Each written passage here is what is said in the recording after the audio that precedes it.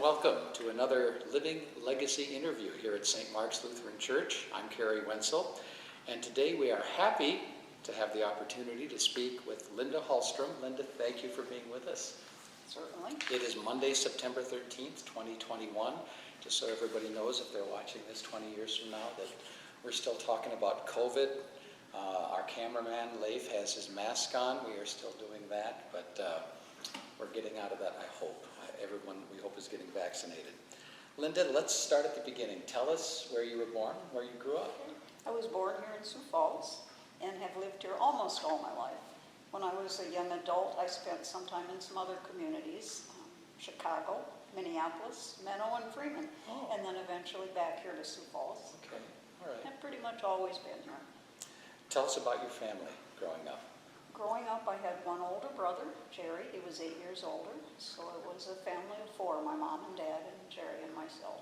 And tell us, what did your parents do? Did your dad work? Your mom, what did she do?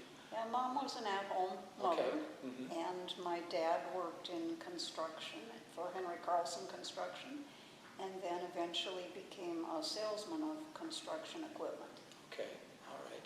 So you lived a life of your dad out on construction sites and talking to builders and...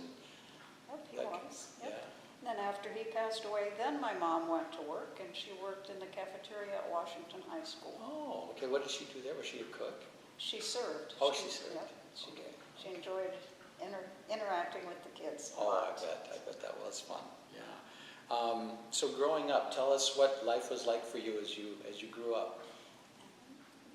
Pretty typical, I think. I went to Irving Elementary, which is now gone, and then I went to Axtell Park Middle School, which is now an alternative school, and attended the old Washington High School, which is now the Pavilion. Mm-hmm. And then I went to the University of South Dakota in Vermillion. Okay, and what did you major in there? I majored in English education. Oh, okay. So what did that entail? What did that lead you into? My first career was as a high school English teacher at Washington High School. And I did that for 2 years, and then I got married, and that's when we moved to Chicago. And I didn't pursue teaching in Chicago. When we came back to Freeman, I was able to get a job with the Freeman Courier, and so began another career in journalism. I served as the editor of the Courier for a couple of years. When we came to Sioux Falls, I got a job with a weekly newspaper. We used to have a Sioux Falls This Week newspaper, which eventually became the Tri-State Neighbor. So I wrote articles for them, and wrote a column for them for over 20 years. And then that journalism education combination led me to a position with the Sioux Falls School District. For about 20 years, I served as their community relations supervisor. So was working for the newspaper something that you wanted to do when you were younger, or is it just something that happened? I always wanted to be a writer, and I think that's why I was originally drawn to teaching American literature. But truly, I think my goal was to write, and so the newspaper jobs were excellent for me. Yeah. Was there anything that inspired you when you were young that you wanted to be a writer? Anything you read or any authors that you liked?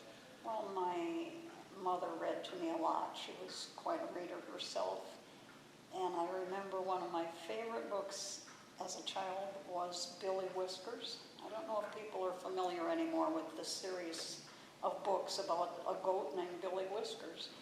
And I think what appealed to me about him was he was kind of an anti-hero. He was not a well-behaved goat. And so when I compared that to Dick and Jane and the Bobbsey twins, he was fascinating. Oh, that is so interesting. So what did you enjoy doing when you worked at the newspaper? Then you said you became an editor. What did you like about that? I liked meeting people and being able to put into words facets of their lives that were important to them. Mm-hmm. Who's the most interesting person you ever met doing that? I recall meeting Tom Daschle, and I think he was making his very first bid for office down in Freeman. And he and his first wife were walking the neighborhoods of Freeman, knocking on doors and introducing themselves to people. That's very What a great memory. Yeah, it is. And he did serve South Dakota for a long time. He did, but I think that was one of his very first outings. And I want to ask, you said you were in Chicago for a couple of years. What did you do there? My husband at the time was working for Kmart and as an assistant manager, and they tended to move people around. So the positions I had there, I worked for a daycare center. Oh. And it was, I needed to find jobs at that time that I could change quickly because one never knew from day to day if your family would be moving. So Sioux Falls, Chicago, Menno, Freeman. Yes. Chicago is quite different. It was than very this town. Did you like living in a big city? We did at that time in our lives. We were young newlyweds, and so we could go out and explore the community. But to think about raising a family, then it was better to come back here. Yeah. South Dakota is a good place. Yes. To have a family. Yes. And so your family today, tell us about your relatives or... Well, I have some relatives that attend this church. I have a grown daughter. I have 3 grandchildren who are teenagers. That's my family today. I bet you're a good grandma. I have enjoyed being a grandmother very much. It's a lot of fun, isn't it? Yes, And it to see is. those kids grow up. Yes. So they're in high school now, or? Yes. One is, the oldest is 18. And then there's a 16-year-old and a 15-year-old. So they're busy. Did you spoil them? I tried. I did my very best. As you grew up, Linda, life challenges, those kinds of things. Is there anything that sticks out to you that helped you learn about life and things maybe you passed along to your grandchildren? I don't know that I've passed this particular challenge on to them, but the most difficult part of my life was losing a child. Our children were adopted, and our son was only 7, and he had a rare autoimmune disease. And so losing him would be the most difficult challenge I have ever faced. Absolutely. Losing a child, how did you cope with it? What did your faith get you through it? Or? I had a lot of questions. Yes. And I recall, life went on. I still had a daughter to raise. But I remember, I think it was almost 10 years that I finally woke up one day and said, I feel like myself again. It took that long to really, I guess I wouldn't say I got over it. But No, you never get over it, but time does heal. It does. Yeah. And what I learned from that is how supportive and loving people are. We were so surrounded by caring people that I try to remember that and carry that with me to understand what people do for each other. Yes. Pastor Lori here at St. Mark's uses the word community all the time, and you experience that. Yep, definitely. That's great. That's great. Let's talk about some memories, like your favorite travel memories. Is there a place that you... Well, I mentioned that I do have some relatives who attend here. Diane Schnabel is my cousin, and she and I went to Egypt together. Really? And so that would be the most memorable, to have actually seen the pyramids and the Sphinx. And at that time we were able to tour King Tut's tomb, cruise down the Nile. It was an amazing trip. Wow, that would be something. Yeah. It was. So you'd recommend that trip to other people too? I assume it's somewhat the same again now. I know for a while it was a bit unsettled over there, but I think their tourism industry is picking up again. And yes, definitely, I would recommend It that. sounded like you really enjoyed it. So, who or what has been the biggest influence in your life? I thought about that, and when I looked at that question, so many people came to mind that I couldn't really give you one. But it was a good thing to reflect on, to realize how many people have impacted my life in such a variety of ways. It's kind of like It's a Wonderful Life. Kind of like The that, Cary yes. Grant, not Cary Grant, James Stewart movie. Yes, We don't stop and think about how many people have affected our lives. But Absolutely. People older than myself, same age as me, younger than myself. you said you taught. Yes, I did. What did you learn from your students? I enjoyed encouraging them and seeing myself as a student learning from them.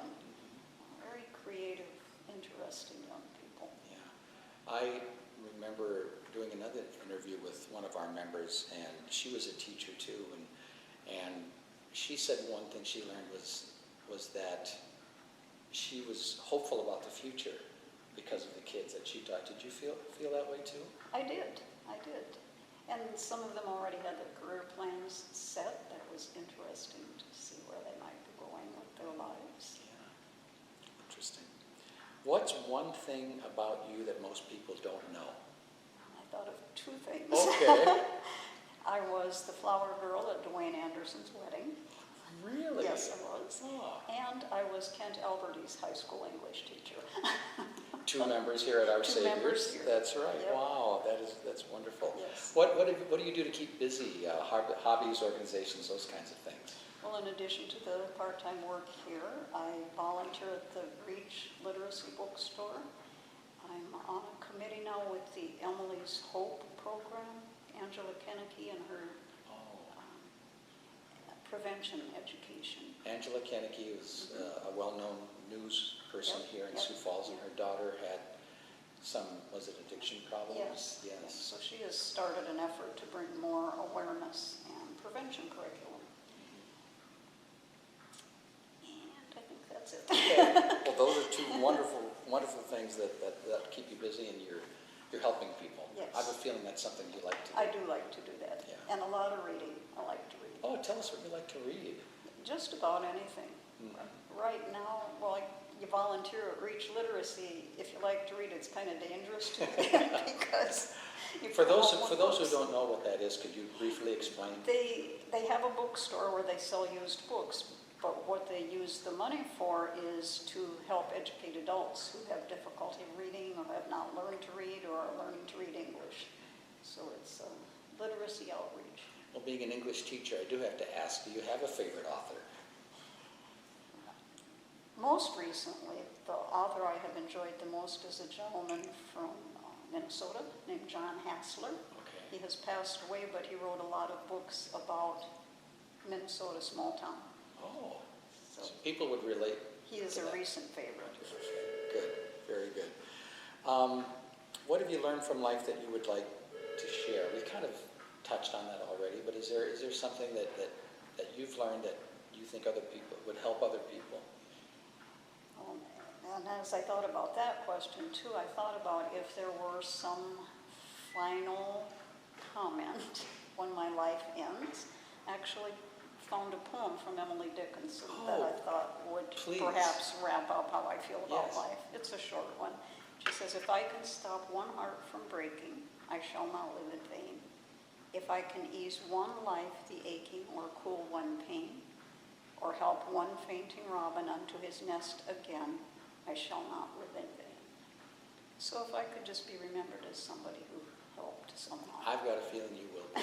That's very nice of you. Linda Hallstrom, thank you so much. It was wonderful to talk to you, and we look forward to seeing you here at Thank Art you and very Singers. much. I appreciate it.